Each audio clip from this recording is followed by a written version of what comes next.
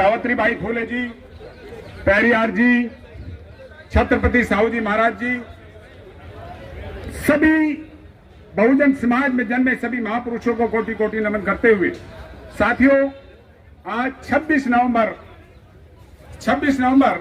1949 को लागू हुआ संविधान, आज संविधान दिवस मनाया जा रहा है। साथियों, इसको हम कानून दिवस भी कह सकते हैं। साथियों, ये दिवस पढ़ाई के अधिकार मिलने का दिवस भी है, ये पढ़ाई के अधिकार मिलने का दिवस भी है, जिसके कारण हम डॉक्टर, इंजीनियर, वकील बनते हैं। साथियों, इस दिन हमें पढ़ाई का अधिकार मिलने का दिन भी है, जिसको पढ़ करके हम डॉक्टर, इंजीनियर बनते हैं, और बोलने का अधिकार भी इस दिन हमें मिला है, जिससे हम सवाल और जवाब करते हैं। साथियों, बाबा साहेब भीमराव अम्बेडकर जी ने जब संविधान उन लोगों को सौंपने का काम किया तो उनके आंखों में आंसू आ गए थे, और उनके साथी ने पूछा था कि आज तो आपका जो काम था, जो आपकी मनोकामना थी, वो पूरी होगी। आपने SC, ST, OBC माइनॉरिटी को उनके हक अधिकार दिलाने का काम कर दिया, फिर आपके आंख में आंसू क्यों हैं? बाबा साहब ने कहा, मित्र, मेरी आंखों में आंसू इसलिए हैं जिनके हाथों में मैं संविधान सौंप रहा हूं, उनकी मंशा पे, उनकी इच्छा पे मुझे खोट है कि वे इसको संविधान को ईमानदारी से लागू कर भी देंगे। साथियों, संविधान कितना भी अच्छा हो, अगर लागू करने वाले की मंशा सही नहीं है तो संविधान बिल्कुल भी सही नहीं हो सकता। जैसा कि आप जानते हैं, अगर एक्सप्लेन करूं तो मुझे समय बहुत कम मिला है, इसलिए मैं एक्सप्लेन नहीं कर सकता हूं। साथियों, मैं 1947 के अंदर जो हमें आजादी मिली वो पॉलिटिकल आजादी मिली, हमें सामाजिक आजादी बिल्कुल भी नहीं मिली। सामाजिक आजादी नहीं मिली, जितने भी अन्याय अत्याचार होते हैं, समय बहुत कम है, मैं आपको एक्सप्लेन नहीं कर सकता। और हमें पॉलिटिकल आजादी नहीं मिली, पॉलिटिकल आजादी मिली थी, सॉरी, जो पॉलिटिकल आजादी हमें मिली थी वो 2014 के अंदर उस पॉलिटिकल आजादी को भी उन्होंने हमारे से ले लिया और EVM के माध्यम से हमें गुलाम बना दिया। आज हम पॉलिटिकली भी और सोशली भी दोनों प्रकार से गुलाम हैं। मैं साथियों से संकल्प लेने की बात करता हूं कि हमें अगर राजनीतिक आजादी लेनी है तो हमें ईवीएम मशीन के खिलाफ हमें प्रदर्शन करने पड़ेंगे, और आज हमें संकल्प लेना पड़ेगा सब साथियों को, जब हमारी आज मीटिंग का फायदा होगा। अगर हम संकल्प नहीं लेते हैं और ईवीएम मशीन का विरोध नहीं करते हैं तो हमें राजनीतिक आजादी बिल्कुल भी नहीं मिलेगी। साथियों, मैं एक मोदी जी से बात करना चाहता हूं इस मंच से कि मोदी जी महिलाओं की मर्यादा का बहुत ख्याल रखते हैं। बेटी रोटी का पढ़ाने का उन्होंने काम किया है और गैस सिलेंडर दे करके काम किया, शौचालय महिलाओं के लिए बनवाए हैं, ये मैं उनकी सराहना करता हूं। साथियों, मैं उन्होंने जो मर्यादा का काम किया है मैं उसका ध्यान रखता हूं। साथियों, हजारों सालों से लाखों मंदिरों में, हजारों सालों से लाखों मंदिरों में जो देवी देवतियां हैं, जिन देवियों को वे प्राण प्रतिष्ठा करके बिल्कुल जिंदा कर देते हैं और उन्हें जिंदा व्यक्तित्व देने का काम करते हैं, वहां पर पुरुष पंडित जो पुजारी है वो उन देवियों का श्रृंगार और उनके वस्त्रों को बदलने का काम करता है, जो कि उनकी मर्यादा के खिलाफ है।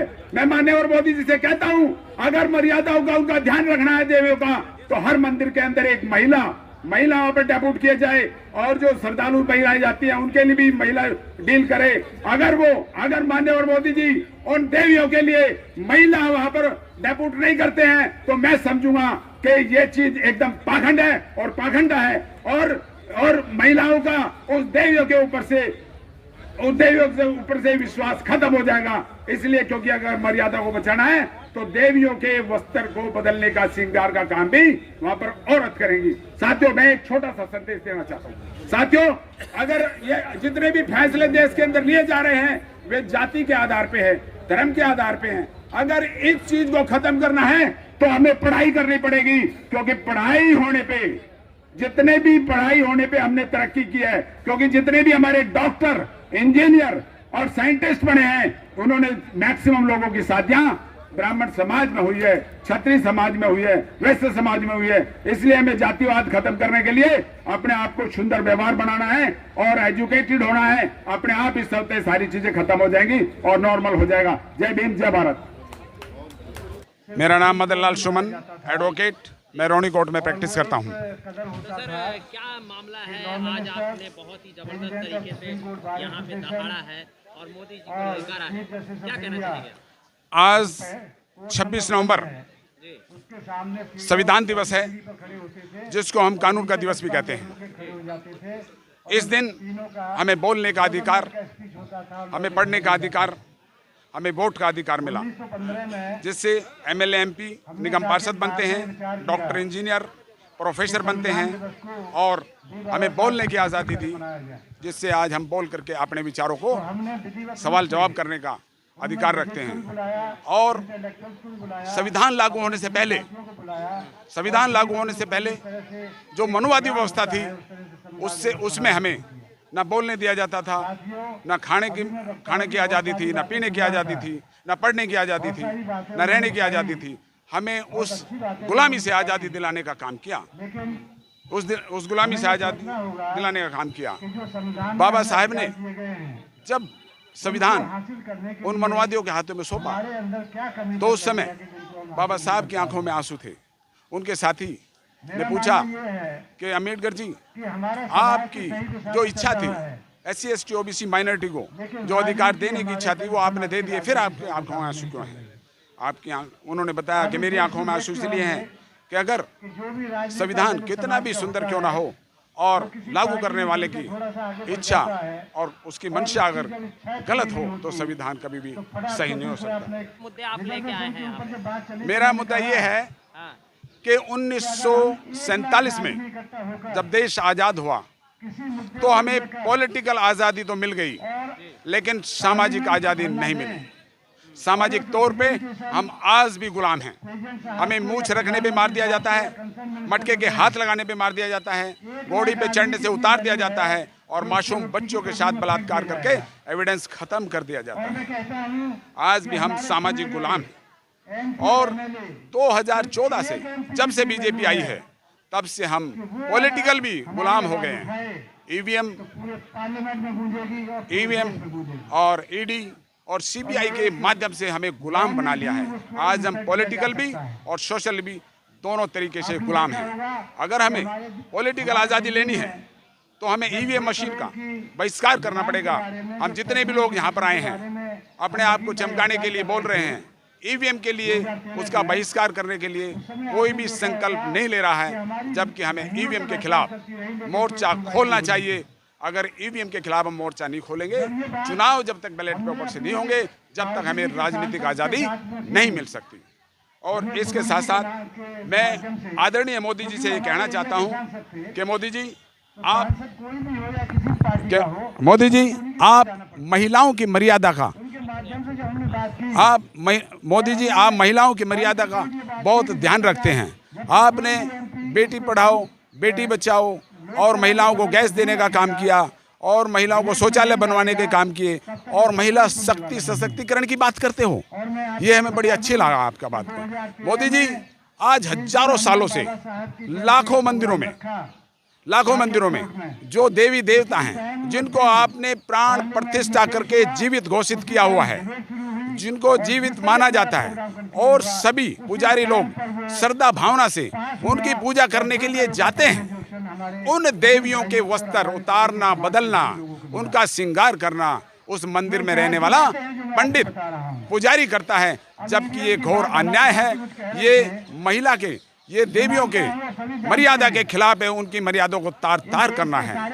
अगर कोई भी व्यक्ति किसी भी प्रकार से महिला के विरुद्ध कुछ भी काम करता है तो मोलेस्टेशन के केस करने के बाद उसे जेल जाना पड़ता है। तो मैं माननीय और मोदी जी से कहता हूं, जो हजारों साल से जो मंदिर में रहने वाला पंडित इस अपराध को करता हुआ आ रहा है, उसको जेल में जाना चाहिए।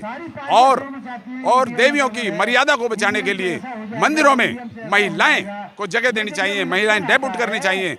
जो देवियों के वस्त्र उतारना, बदलना, नहलाना, उनको खिलाना और उनका सर्व श्रृंगार करना महिलाओं को करना चाहिए। और मंदिरों के अंदर जो महिलाएं जाती हैं, उन महिलाओं की डीलिंग भी महिलाओं के द्वारा होना चाहिए।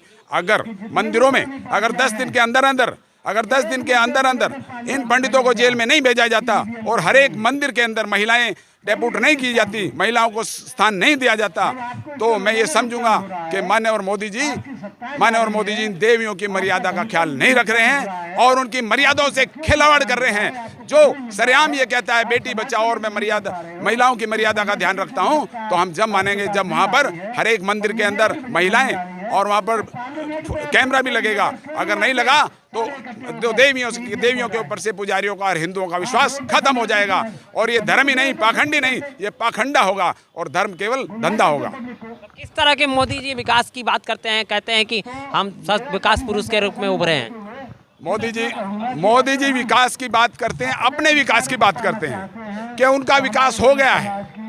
उन्होंने पूरे जल जंगल जमीन शासन प्रशासन पे पूरा कब्जा कर लिया है। उनका विकास हो गया है। अडानी अंबानी का विकास कर दिया है, पूरे गुजरातियों का विकास कर दिया है, ठेकेदारी व्यवस्था लागू कर दी है, कॉलेजियम सिस्टम लागू करके सुप्रीम कोर्ट और हाई कोर्ट के अंदर जज भर दिए हैं। लेटरल एंट्री से सरेआम धड़ल्ले से बिना मेरिट के अपने लोगों को भर दिया है, वो कामयाब हो गए हैं। और ठेकेदारी व्यवस्था और आपका ये कॉन्ट्रैक्चुअल व्यवस्था और प्राइवेटाइज करके हर जगह उन्होंने अपना कब्ज कर लिया है। उनका विकास हो गया है, इसमें कोई शक नहीं। राष्ट्रवान न्यूज से आप क्या जंतर मंतर से संदेश देंगे? मैं ये संदेश देना चाहता हूँ कि आज देश के अंदर सबसे बुरी जो परिस्थिति बनी हुई है वो जाति और धर्म के कारण है। इस जाति और धर्म को अगर खत्म करना है तो केवल एजुकेशन से हो सकता है। अगर एक अच्छी एजुकेशन पाएंगे, उदाहरण के लिए अगर एक तरफ 3-4 लड़कियां उच्च जाति की खड़ी हैं और दूसरी तरफ छोटी जाति के युवा बच्चे खड़े हुए हैं, तो अगर शादी की ऑफर की जाए तो अगर छोटी जाति के लोग पढ़े लिखे डॉक्टर इंजीनियर होंगे तो वे महिलाएं उनसे शादी करना पसंद करेंगी, अपनी जाति के लोगों से नहीं करेंगी। क्योंकि महिलाओं को पैसा, मान सम्मान और इज्जत चाहिए, वो देने के लिए हमारा समाज बिल्कुल तैयार है और उसे आदत है इसे देने की। इसलिए पढ़ेंगे तो हमारा देश बढ़ेगा और जातिवाद खत्म होगा। जय भीम। बहुत बहुत धन्यवाद। इस तरह से हमारा वीडियो कैसा लगता है? आज ये था कॉन्स्टिट्यूशन ऑफ इंडिया की सबसे बड़ी झलक जंतर मंतर से। आप कमेंट सेक्शन में जरूर बताना ना भूलें। सामंजस्य बन सके।